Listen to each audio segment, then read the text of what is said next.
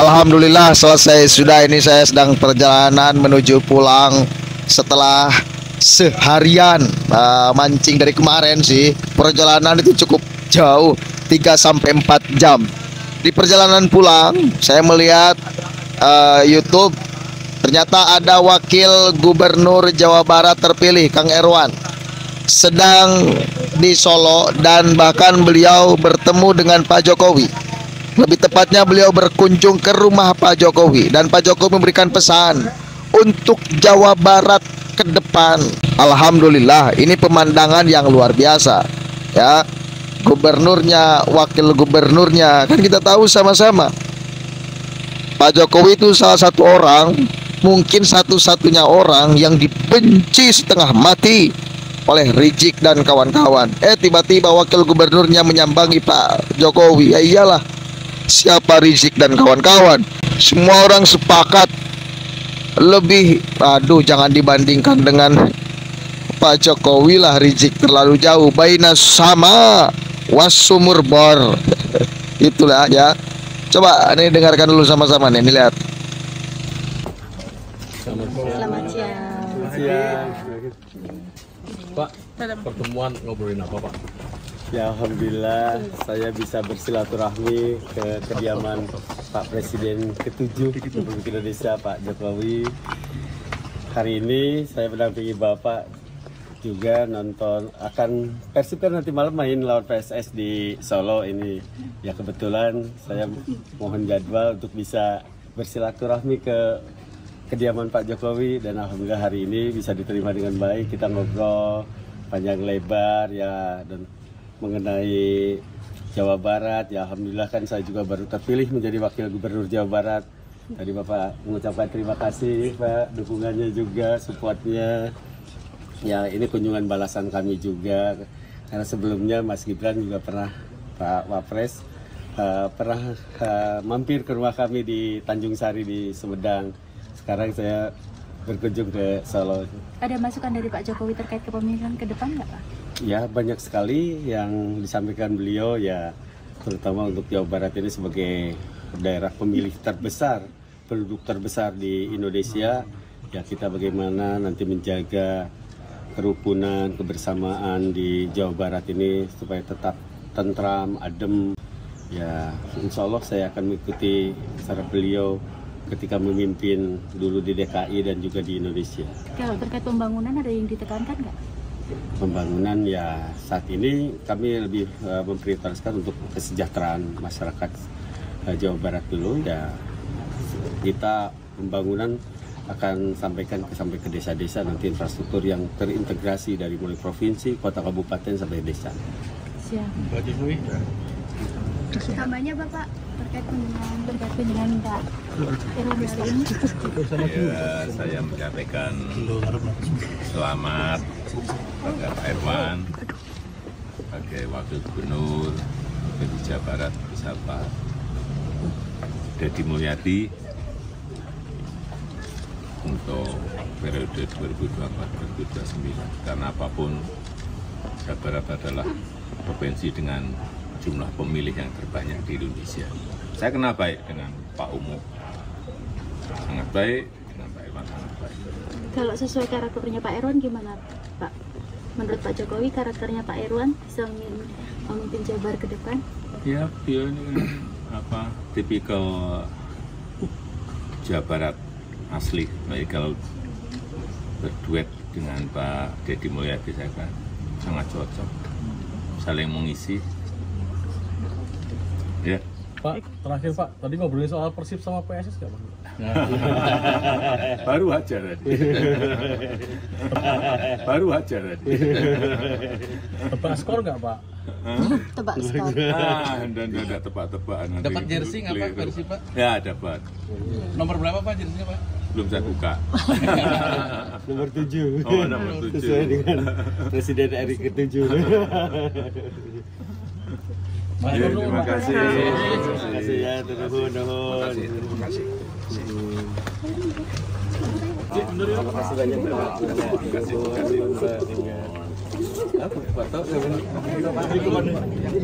Ini keponakan saya, foto Pak.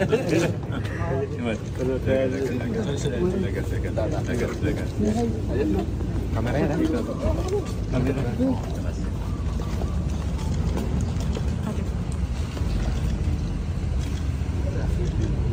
Terima kasih. Waalaikumsalam.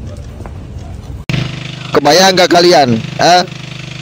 Framing Rizik Syihab dan kawan-kawan ketika menemukan fakta seperti itu. Gubernurnya jelas berlawanan, bertentangan, antitesa kelompok Rizik dan kawan-kawan. Wakil gubernurnya malah sowan ke Pak Jokowi yang dibenci setengah mati oleh Rizik Syihab dan kawan-kawan. Kebayang nggak kalian? Mereka akan memframing apa? Akan ngomong apa? Akan kepanasan kayaknya ya. Tapi inilah ya realitasnya, inilah faktanya. Pesan Pak Jokowi jelas dan tegas. Jaga persatuan, jaga kerukunan, jaga perdamaian warga Jawa Barat. Mau bagaimanapun, Jawa Barat adalah pemilih terbesar se-Indonesia. Ya, penduduknya paling besar se-Indonesia. Maka mungkin kompleks sekali masalah-masalah di Jawa Barat. Apalagi biasanya Jawa Barat kan kita tahu sama-sama. Oke, nggak usah lah saya terus terangkan itu ya. Tapi sekarang udah beda lagi cerita. Apalagi ketika nanti Pak Deddy Mulyadi memimpin Jawa Barat, ditambah Kang Erwan menjadi wakil gubernur Jawa Barat. Dua orang yang berkomitmen tentang menjaga perdamaian di Jawa Barat. Apalagi Deddy Mulyadi, bahkan secara ideologis, bukan hanya berbicara politik, tetapi berbicara ideologis. Saya nggak tahu, nggak melihat cara pandang ideologi Kang Erwan, ya. Tapi jelas Deddy Mulyadi itu ya perlawanannya secara ideologi, gerakan politik, pokoknya antitesa dari keseluruhan gerakan mereka. Nah, Kang Erwan saya belum tahu seperti apa beliau di dalam pandangan-pandangan khususnya urusan keagamaan ya. Dan kalau Anda mau teliti pemahaman Kang Deddy Mulyadi tentang agama ini dalam sekali. Nih saya menemukan satu ini penting sekali. Karena warga Jawa Barat mesti mulai dididik dengan agama, pandangan agama yang benar. Coba dengarkan ini ya. Nah, sehingga kalau ngomong ini kita masuk lagi pada wilayah-wilayah ketuhanan. Nah, pertanyaannya adalah ketika kita menjadi makhluk spiritual, makhluk beragama, ya kan? Kita kan langsung mengklaim diri kita beriman pada Allah. Ketika beriman pada Allah, maka kita berserah diri pada Allah. Pertanyaan yang berikutnya adalah ketika berserah diri pada Allah itu, kita harus mengikuti hukum Allah. Hukum Allah mana yang mengikat diri kita dalam setiap waktu. Dan tidak perlu tafsir, tidak perlu pemahaman, tidak perlu ada diskusi, tidak perlu ada riwayat. Adalah hukum Allah yang sudah pasti tidak ada pemahaman dan terasa langsung oleh diri kita adalah hukum kausalitas, hukum sebab akibat, hukum alam. Sudah pasti. Nah, sehingga secara spiritual kita berserah pada Allah, tetapi secara material kita berserah mengikuti aturan alam yang sudah pasti. Saya itu terhenyak loh Anda menjelaskan seperti ini. Sudah pasti. Saya berikan contoh. Saya berserah diri pada Allah menggunakan mikrofon ini. Yang punya aturan tentang mikrofon ini siapa? Berarti kan perusahaan mikrofonnya dong. Punya standarisasinya. Ada SOP-nya. Ya. Maka ketika kita berserah pada Allah menggunakan mikrofon ini, maka secara SOP saya mentaati aturan yang diterapkan oleh yang punya mikrofon. Saya kemarin mengikuti pemilihan kepala daerah. Saya mengikuti pemilihan kepala daerah, saya berserah diri pada Allah, berpasrah. Itu secara spiritual, secara ruhania. Secara material kan saya harus ikut debat, harus ikut kampanye. Yeah. Berarti yang ditaati, yang dikatakuti oleh saya siapa? KPU sama Bawaslu. Apakah saya takut sama KPU dan Bawaslu taat, kemudian saya menjadi musyrik?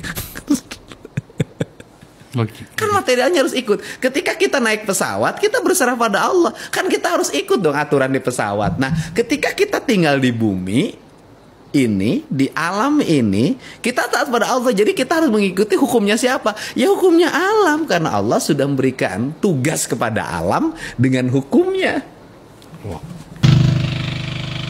Oke. Orang kan banyak yang gagal paham. Bukan banyak yang gagal paham sih, sedikit orang yang gagal paham. Kelompok Rizik Syihab CS. Wah, itu Deddy Mulyadi menyembah alam, tunduk pada alam, menyembah matahari dan lain sebagainya kan itu. Padahal enggak. Ada hukum kausalitas, ada hukum sebab akibat, hukum pasti. Ya, hukum pasti itu sama dengan hukum alam.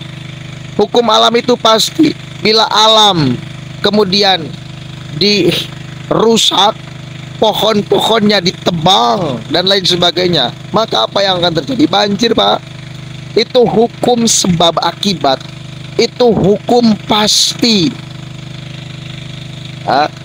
Itu keren loh. Sampai pada tingkat pemahaman seperti itu Deddy Mulyadi, memahami agama, memahami hukum Allah. Itu keren. Bagi saya keren sekali. Masuk gak di akal kita? Masuk, Pak. Bukan berarti kita menyembah alam. Bukan. Hati-hati loh ya. Ini bukan bentuk penyembahan kepada alam, tetapi bentuk kepasrahan kita tentang hukum alam. Kita tidak melawannya. Kita tahu hukum kausalitas, hukum sebab akibat. Hukum yang pasti. Hukum pasti itu. Hukum alam itu hukum pasti. Alam dirawat, ya akan kemudian membawa kesejahteraan, keselamatan, kesehatan bagi masyarakat. Itu kan hukum kausalitas, hukum sebab akibat. Alam dirusak, alam ditebang, pohonnya, gunung-gunung ditebang pohonnya, laut dirusak. Itu apa yang akan terjadi? Banjir. Apa yang akan terjadi? Kekurangan oksigen. Apa yang akan terjadi? Ya kita yang rugi karena merusak alam. Bahkan saya pernah menemukan entah keterangan entah bacaan, jangan sok ngatur dan ngurus alam. Alam akan mengatur dan mengurus dirinya sendiri. Itu justru ketika manusia mulai kemudian mengurus alam, mencoba mengatur alam, bencana yang akan terjadi. Itu keren tuh. Laut itu bisa mengurus dirinya sendiri. Gunung itu bisa mengurus dirinya sendiri. Itu jangan coba kita yang urus. Tapi apa boleh buat sekarang itu, karena sudah ada manusia yang masuk ke hutan dan bahkan kemudian merusak hutan. Ada orang yang mengatur di laut, bahkan mengatur laut, bahkan merusak laut. Akhirnya harus ada orang yang mengembalikan aturan alam pada alam, aturan laut pada laut. Jaga ekosistem itu, jangan sampai merusaknya. Begitu ya. Takbir. Assalamualaikum warahmatullahi wabarakatuh.